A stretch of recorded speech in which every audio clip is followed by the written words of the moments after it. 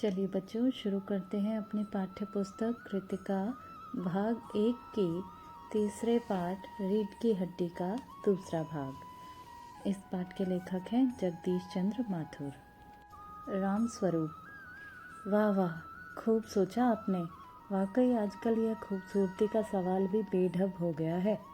हम लोगों के ज़माने में तो यह कभी उठता भी न था। लीजिए। गोपाल प्रसाद। कभी नहीं साहब, कभी नहीं। राम स्वरूप शंकर की तरफ देखकर। आपका क्या ख्याल है शंकर बाबू? शंकर। किस मामले में? राम स्वरूप। यही कि शादी तय करने में खूबसूरती का हिस्सा कितना होना चाहिए?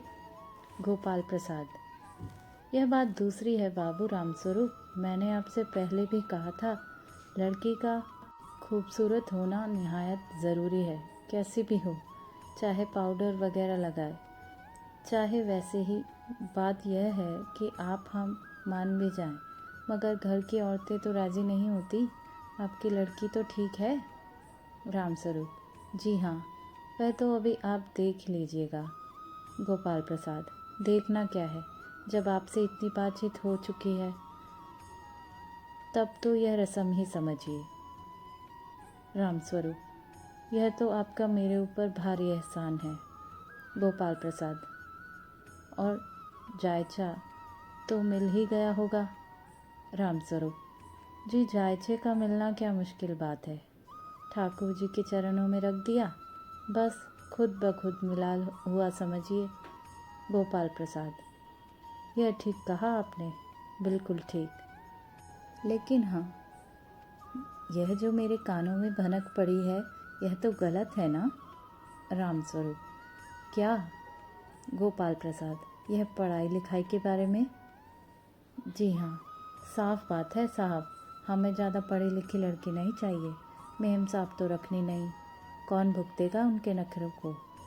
बस हद से हद मैट्रिक पास होनी चाहिए, क्यों शंकर? शंकर। जी हाँ, कोई नौकरी तो करवानी नहीं। रामस्वरूप। नौकरी का तो कोई सवाल ही नहीं उठता। गोपाल प्रसाद। और क्या साहब, देखिए, कुछ लोग मुझसे कहते हैं कि जब आपने अपने लड़कों को BA MA तक पढ़ाया है, तब उनकी बहुएं भी ग्रेजुएट लीजिए। भला पूछिए इन अकल के ठेकेदारों से कि क्या लड़कों की पढ़ाई और लड़कियों की पढ़ाई एक बात है? अरे, मर्दों का काम तो है ही पढ़ना और काबिल होना। अगर औरतें भी वही करने लगी, अंग्रेज़ी अखबार पढ़ने लगी और पॉलिटिक्स वगैरह पर बहस करने लगी, तब तो हो चुकी गृहस्थी जनाब। मोर के पंख होते हैं, मोरनी के नहीं। शेर के बाल होते हैं, शेरनी के नहीं। रामस्वरूप। जी हाँ, और मर्द की दाढ़ी होती, औरत के नहीं। शंकर भी हंसता है, मगर गोपाल प्रसाद गंभीर हो जाते हैं। गोपाल प्रसाद। हाँ हाँ, वह भी सही है। कहने का मतलब यह है कि कुछ बातें दुनिया में ऐसी हैं जो सिर्फ मर्दों के लिए हैं, और ऊंची तालीम भी ऐसी चीज़ों में से एक है। रामस्वरूप। चाय और लीजिए। शंकर। धन्यवाद, पी चुका। रामस्वरूप गोपाल प्रसाद से पूछते हैं, आप? गोपाल प्रसाद। बस साहब, अब तो ख़त्म ही कीजिए। रामस्वरूप। आपने तो कुछ खाया ही नहीं, चाय के साथ टोस्ट नहीं थे क्या? बताएं, वह मक्खन। गोपाल प्रसाद। नाश्ता ही तो करना था साहब, कोई पेट थोड़ी भरना था। नहीं, और फिर टोस्ट वोस्ट में खाता भी नहीं। रामस्वरूप मेज़ को एक तरफ सरका देते हैं और फिर अंदर के दरवाजे की तरफ मुंह करके ज़ोर से आवाज़ लगाते हैं, अरे ज़रा पान भिजवा देना। सिगरेट मंगवाऊँ? गोपाल प्रसाद। जी नहीं। पान की तश्तरी हाथों में लिए उमा आती है, सादगी के कपड़े, गर्दन झुकी हुई। बाबू गोपाल प्रसाद आंखें गड़ाकर और शंकर आंखें छिपाकर उसे ताक रहे हैं। रामस्वरूप। यही आपकी लड़की है, लाओ बेटी, पान मुझे दो। उमा पान की तश्तरी अपने पिता को देती है। उस समय उसका चेहरा ऊपर को उठ जाता है और नाक पर रखा हुआ सोने की रिम वाला चश्मा दिखता है। बाप बेटे चौंक उठते हैं और एक साथ कहते हैं, चश्मा? रामस्वरूप। जी, वह पिछले महीने इसकी आंखें दुखनी आ गई थी, सो कुछ दिनों के लिए चश्मा लगाना पड़ रहा है। गोपाल प्रसाद। पढ़ाई वढ़ाई की वजह से तो नहीं है कुछ? रामस्वरूप: नहीं साहब, वह तो मैंने अर्ज किया ना। गोपाल प्रसाद: बैठो बेटी। रामस्वरूप: वहाँ बैठ जाओ उमा, उस तख्त पर, अपने बाजे वाजे के पास। उमा बैठ जाती है। गोपाल प्रसाद: चाल में तो कुछ खराबी है नहीं, चेहरे पर भी छवि है। हाँ, कुछ गाना बजाना सीखा है? रामस्वरूप: जी हाँ, सितार भी और बाजा भी। सुनाओ तो उमा एक आध गीत सितार के साथ। उमा सितार उठाती है। थोड़ी देर बाद मीरा का मशहूर गीत मेरे तो गिरधर गोपाल दूसरा न कोई गाना शुरू कर देती है। स्वर से जाहिर है कि गाने का अच्छा ज्ञान है। उसके स्वर में तल्लीनता आती है, यहाँ तक कि उसका मस्तक उठ जाता है। उसकी आंखें शंकर की झेपती सी आंखों से मिल जाती हैं और वह गाते गाते एक साथ रुक जाती है। क्यों, क्या हुआ? गाने को पूरा करो उमा। गोपाल प्रसाद: नहीं नहीं साहब, काफ़ी है।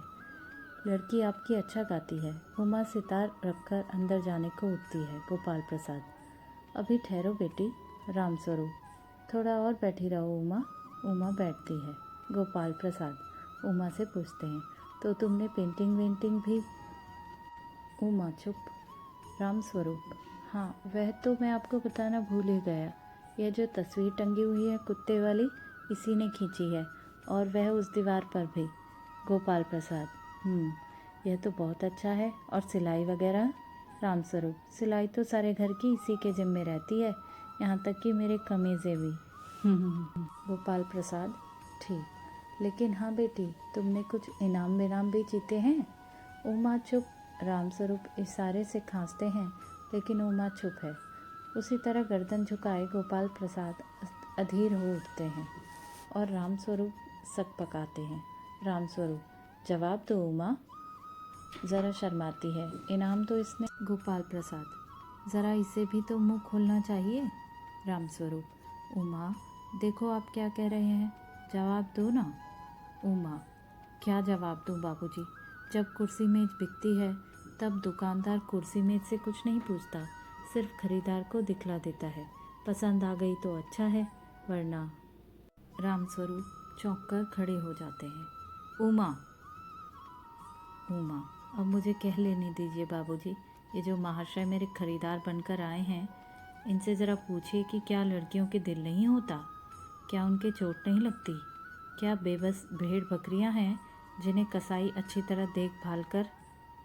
गोपाल प्रसाद: बाबू रामस्वरूप, आपने मेरी इज्जत उतारने के लिए मुझे यहाँ बुलाया था। उमा: जी हाँ, और हमारी बेइज्जती नहीं होती जो आप इतनी देर से नाप तोल कर रहे हैं? और ज़रा अपने इन साहबजादे से पूछिए कि अभी पिछली फरवरी में ये लड़कियों के हॉस्टल के इर्द गिर्द क्यों घूम रहे थे और वहाँ से कैसे भगाए गए थे। शंकर: बाबूजी चलिए। गोपाल प्रसाद: लड़कियों के हॉस्टल में? क्या तुम कॉलेज में पढ़ी हो? रामस्वरूप चुप। उमा: जी हाँ, कॉलेज में पढ़ी हूँ। मैंने बीए पास किया है। कोई पाप नहीं किया, कोई चोरी नहीं की, और ना आपके पुत्र की तरह ताक झाँक कर कायरता दिखाई है। मुझे अपनी इज्जत, अपने मान का ख्याल तो है, लेकिन इनसे पूछिए कि ये किस तरह नौकरानी के पैरों पड़कर अपना मुंह छिपाए भागे थे। रामस्वरूप: उमा।